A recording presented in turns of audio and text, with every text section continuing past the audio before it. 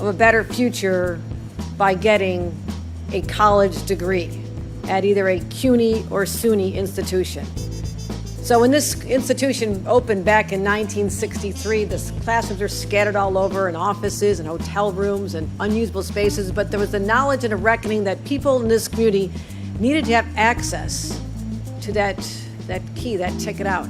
Everybody, during the Senate's 16-hour amendment marathon for the Inflation Reduction Act, nearly all senators united against several amendments that progressive Senator Bernie Sanders introduced to expand the bill.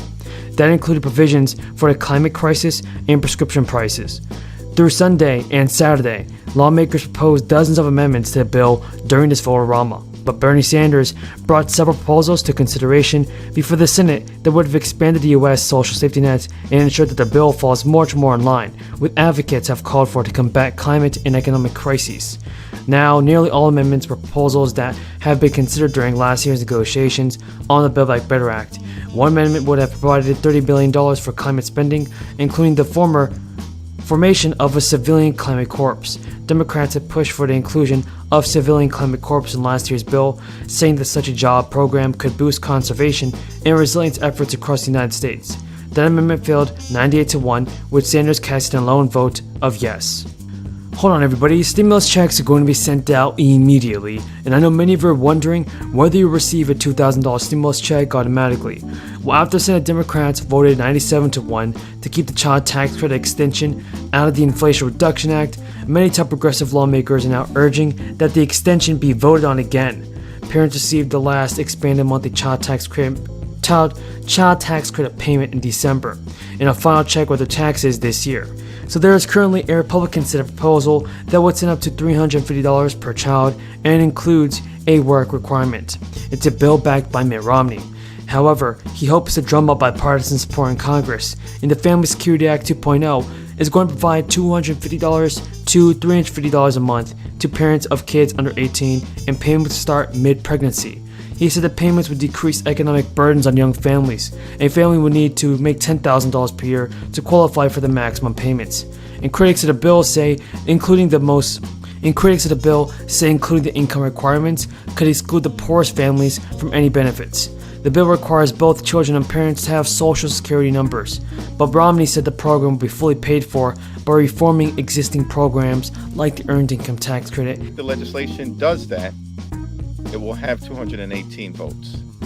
And with respect to whatever comes out of the Senate, in terms of the legislation formerly known as Build Back Better, whatever that legislation looks like, if it in fact lowers healthcare costs that may skyrocket if we don't act in terms of subsidies for the Affordable Care Act, if in fact it works to drive down the high price of life-saving prescription drugs, which affects all Americans, in part by giving the federal government the ability to use its bulk price purchasing power to negotiate lower prices for everyday Americans.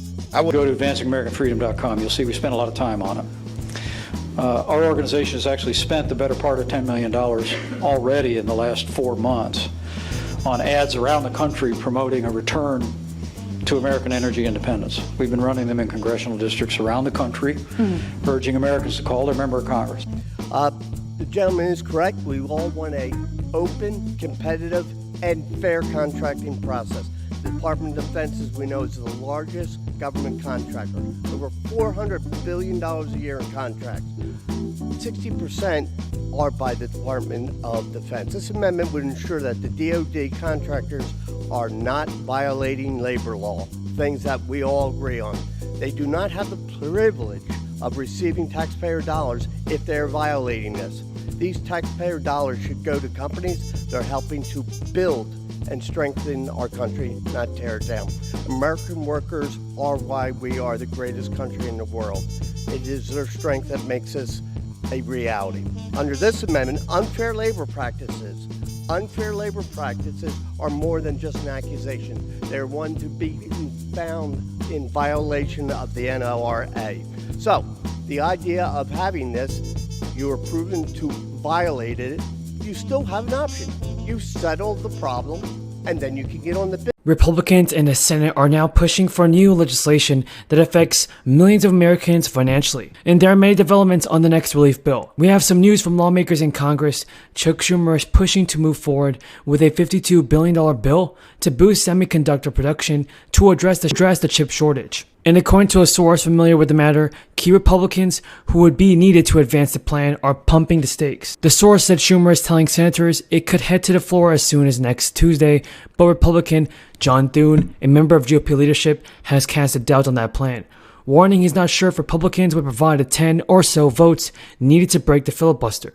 Senator Thune told reporters today, "We're at a point where no one knows what the final bill might look like or what kind of and where the votes are at. We know where the votes were last time, but that was a different time. And the bill will be scaled back version of the larger competitive legislation.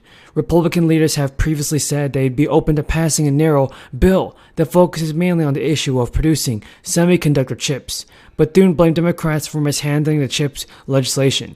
The fight comes as the Biden administration has ramped up pressure on Congress to act on the chip shortage before the upcoming elections. And student loan forgiveness is one of Biden's top priorities. The Biden administration proposed wide-ranging changes to student loan forgiveness programs that would reduce the bureaucracy currently standing in the way of some borrowers having their debt canceled. The Education Secretary said in a statement this week, if a borrower qualifies for student loan relief, it shouldn't take mountains of paperwork or a law degree to obtain it.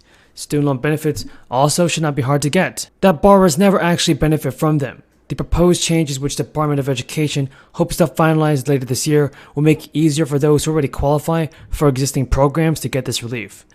In the Public Service Loan Forgiveness Program, which also allows government and nonprofit employees to have their loans forgiven after making 120 monthly payments, will also get an overhaul. Workers in eligible jobs must currently abide by strict rules like making the payment in full within 15 days of its due date. The new rules would eliminate that 15-day requirement. Officials have told reporters the regulations we propose would remove many of those barriers and help create a student loan forgiveness program that works better for borrowers.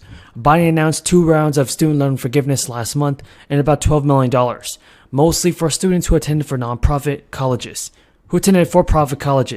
The president has so far resisted calls from the progressive wing of his party to cancel up to $50,000 in student loan debt for every borrower. But the Washington Post reported in May that he is considering a smaller, more targeted cancellation of student debt.